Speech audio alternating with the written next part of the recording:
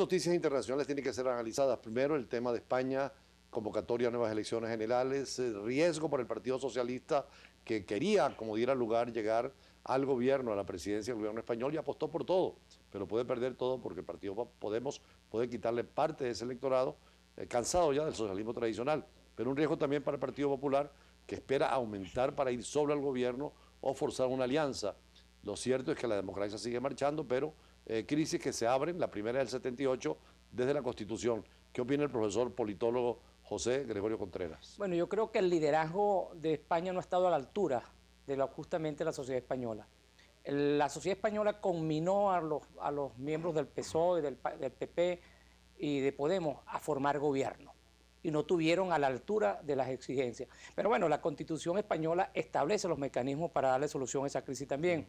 Y como usted bien lo ha dicho, ahí se está jugando, también cansado el electorado de PSOE y el PP y de políticas también de corrupción, que la gente va cansándose, trataron de darle salida a la crisis buscando o votando por otros partidos, pero que tampoco logran tener la confianza en el electorado español, producto de la manera como han querido vender ideológicamente las propuestas.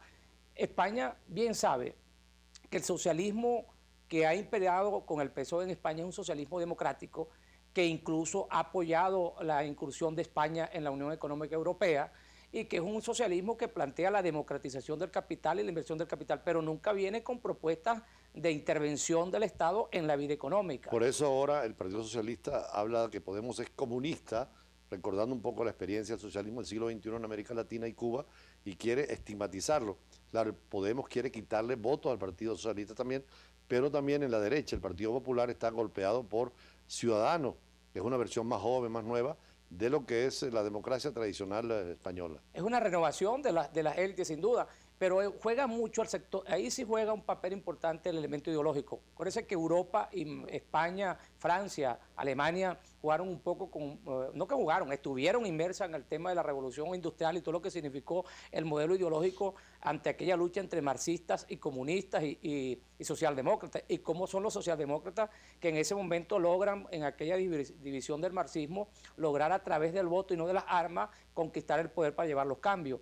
Y lo que ha hecho precisamente Podemos es incursionar en la política, pero con una visión, y por eso hoy, por eso decía que han sido irresponsables, porque con ellos quisieron formar gobierno, con ellos que lo que estaba visto, aunque no sacó la mayoría absoluta, bueno, le correspondería haber sido el PP el gobierno. Ahora esto golpea la presencia de España en la Unión Europea, el prestigio, porque la madurez política, como usted dice, es la racionalidad, que deben encontrar fórmulas para gobernar y seguir adelante. Por eso digo que ha sido una irresponsabilidad de los líderes de los partidos políticos en España, porque aún alcanzando esa madurez que ha alcanzado España para estar en la Unión Económica Europea, el desarrollo y la manera como han resuelto los conflictos políticos, da pena que hoy justamente hayan hecho este espectáculo de no llegar a un acuerdo cuando el pueblo los conminó, y eso era lo que le había dado en esa elección a que se pusieran de acuerdo.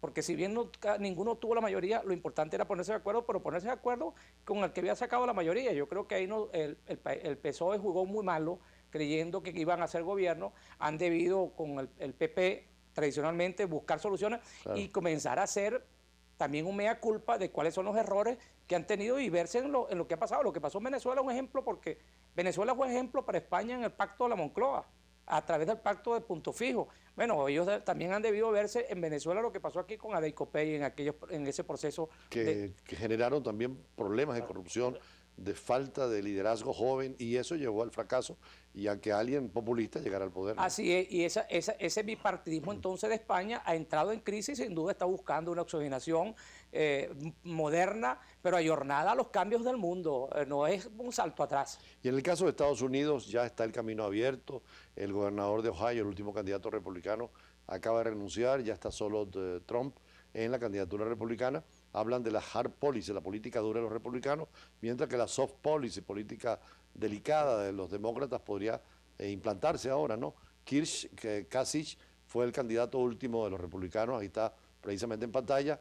John Kasich acaba de renunciar a la candidatura republicana y deja el camino abierto a Trump. Ahora va a oponerse a Hillary, la primera mujer, ¿no?, en la política de Estados Unidos presidente. Bueno, la posibilidad de que una mujer sea presidenta de un país potencia en el mundo, con todas las lo que significa Estados Unidos para el mundo. Pero también vemos, siguiendo en la misma onda de discusión, cómo la responsabilidad de los líderes no se percatan del daño que pueden hacer. El discurso de Trump ha sido un discurso verdaderamente que yo lo considero dañino para la política de los Estados Unidos, porque jugar con un populismo de esa especie es dramático. Y justamente los que somos defensores de la democracia no podemos estar de acuerdo con eso. Y los republicanos mismos, incluso hay muchos que están de acuerdo con la candidatura de este señor, porque consideran que está fuera de lo que ha sido la cultura política en los Estados Unidos. Gracias a Dios todo se perfila de que Hillary Clinton pueda ser la presidenta de los Estados Unidos. Y eso también es otro ejemplo en el mundo y en Latinoamérica, donde las mujeres han venido tomando una posición importante. Claro, el sistema electoral americano está hecho para que hayan dos candidatos, dos partidos, como el sistema británico. En cambio, los sistemas nuestros son más alemanes, donde hay representación proporcional, permiten la existencia de muchas fuerzas políticas, ¿no? Sí, lo que pasa es que Estados Unidos son esos cantones electorales y debe ser así, porque si no, 2 o 3 estados se ponen de acuerdo y eligen un presidente. Claro, claro. Y entonces hay que hacerlo de esa manera. Y ellos han buscado de manera muy sabia la solución a través de los colegios electorales para elegir su presidente.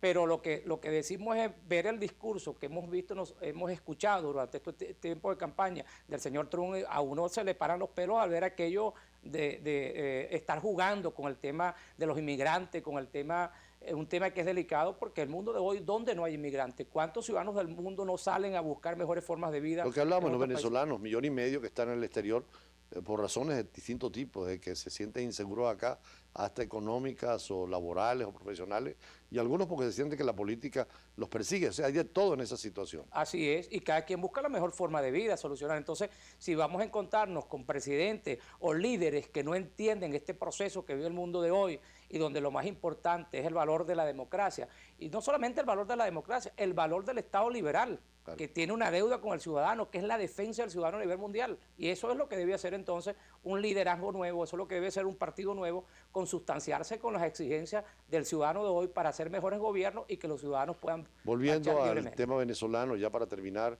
el mensaje del Papa puede ser útil en un país como el nuestro, con tantas contradicciones y tanta polarización. Mire, el Papa Francisco ha demostrado ser un hombre muy hábil. Lo vimos con Cuba. Tuvo 18 meses trabajando la negociación de Cuba con los Estados Unidos y lo logró. Que el Papa el día de Domingo de Resurrección haya hablado de Venezuela en su homilía, en su misa, y que ahora manda una carta directamente al presidente de la República, demuestra pues que la preocupación que tiene por Venezuela es bastante grande y ojalá pues la diplomacia del Estado del Vaticano con sus 2000 años de experiencia logre hacer algo por Venezuela, porque la situación que vivimos los venezolanos es muy dura, muy dramática. Esto no se aguanta y requiere del diálogo, del entendimiento entre los venezolanos, porque un país no se merece una situación como esta. Bueno, la Carta de Naciones Unidas en el artículo 33 establece que las naciones tienen que solucionar pacíficamente la controversia. Por supuesto, ahora que la OEA se va a ocupar del tema venezolano, está la ministra de Relaciones Exteriores, ojalá que se encontraran caminos, soluciones de diálogo y negociación en función del país, de los venezolanos, más que de la clase política que muchas veces separa y divide. Vamos a un corte agradeciendo al profesor José Gregorio Contreras el participar con nosotros en este diálogo y con noticias en otras regiones del mundo y sus análisis en profundidad. Ya regresamos.